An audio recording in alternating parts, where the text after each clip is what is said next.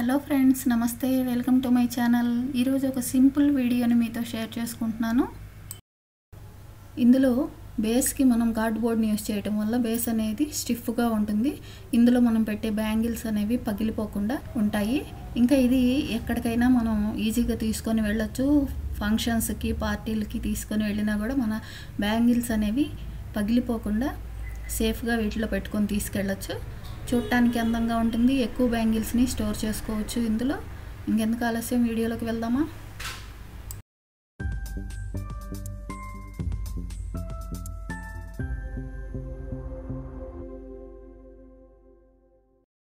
దీనికి నేను శారీస్కి వచ్చే బ్లౌజ్ పీస్ని తీసుకున్నాను. 18x10 ఇంచెస్ ఉండే విధంగా 3 పీసులు తీసుకున్నాను. అందులో పైన మెయిన్ పీసు, మధ్యలో ప్యాకింగ్ కవరు, అడుగున లైనింగ్ వేసి 4 వైపులా కుట్టుకున్నాను. కుట్టిన తర్వాత ఎడ్జెస్ అనేవి నీట్గా కట్ చేసి 4 వైపులా ఫోల్డింగ్ చేసి పైన మళ్ళీ ఇంకొక కుట్టు వేసుకున్నాను. దీనికి 3 ఇంచెస్ పైన అడుగు వైపున ఉండే విధంగా ఒక మార్క్ అనేది పెట్టుకొని లైన్ డ్రా చేసుకున్నాను. ఈ మధ్యలో ఎంత ప్లేస్ అయితే ఉన్నదో అది కొలిచి, అది ఎంత ఉంటే అంత ఒక సింగిల్ పీస్ని తీసుకున్నాను. దీన్ని మెయిన్ పీస్కి జాయిన్ చేసుకున్నాను.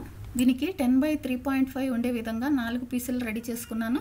దీనికి సైడ్స్ కోసం 2, సెంటర్ కోసం 2 పీసులు, మొత్తం 4 రెడీ చేసుకున్నాను. ఇంకా సైడ్స్కి వేటినైతే జాయిన్ చేయాలో దానికి 3.5 ఉండే విధంగా 2 డాట్స్ పెట్టుకొని దానికి లైన్ డ్రా చేసుకోవాలి.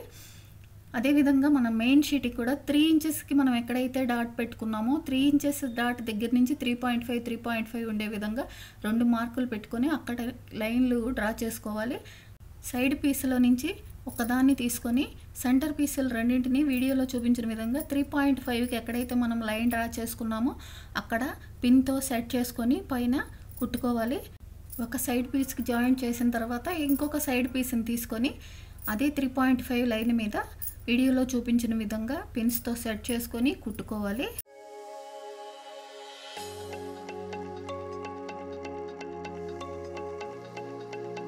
ఇలా రెడీ చేసుకున్న తర్వాత మెయిన్ షీట్ తీసుకొని దానికి సరిపోయేంత కార్డ్బోర్డ్ని తీసుకోవాలి. ఎక్కడైతే మనం పాకెట్ లాగా కుట్టుకొని 3 వైపులా కుట్టి ఒకవైపు వదిలేసి ఉంచాం కదా, దాంట్లో ఈ కార్డ్బోర్డ్ని అనేది పెట్టి పైన మనం సైడ్స్కి ఏదైతే కుట్టి రెడీ చేసుకున్నామో దాన్ని పిన్స్తో ఈ వీడియోలో చూపించిన విధంగా సెట్ చేసుకొని 2 వైపులా కుట్టుకోవాలి.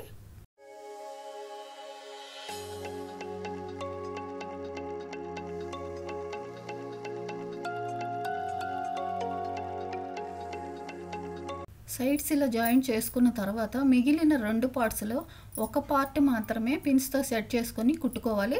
రెండవది దీనికి జిప్ జాయింట్ చేసుకున్న తర్వాత కుట్టుకోవాలి. దీనికి జిప్ని జాయిన్ చేయడానికన్నా ముందర దీన్ని టాప్ పార్ట్ని రెడీ చేసుకోవాలి. దానికోసం వీడియోలో చూపించిన విధంగా 10x9 ఉండే విధంగా ఒక సింగిల్ పీస్ని రెడీ చేసుకోవాలి. ఇలా టాప్ పార్ట్ రెడీ చేసుకున్న తర్వాత దీనికి జిప్ని జాయింట్ చేయాలి. ఈ జిప్ జాయింట్ చేయడం కోసము 1.5 2 వైపులా ఎక్కువ ఉండే విధంగా వీడియోలో చూపించిన విధంగా కొలుచుకోవాలి. అది ఎంతైతే వచ్చిందో అంత జిప్ని తీసుకొని జిప్ని 2 పార్టులుగా చేసి అందులో ఒక పార్ట్ని ఈ మెయిన్ పీస్కి, రెండవ పార్ట్ని టాప్ కోసం మనం ఒక సింగిల్ పీస్ రెడీ చేసుకున్నాం కదా, రెండవ పీస్ని ఆ సింగిల్ పీస్కి కుట్టుకోవాలి.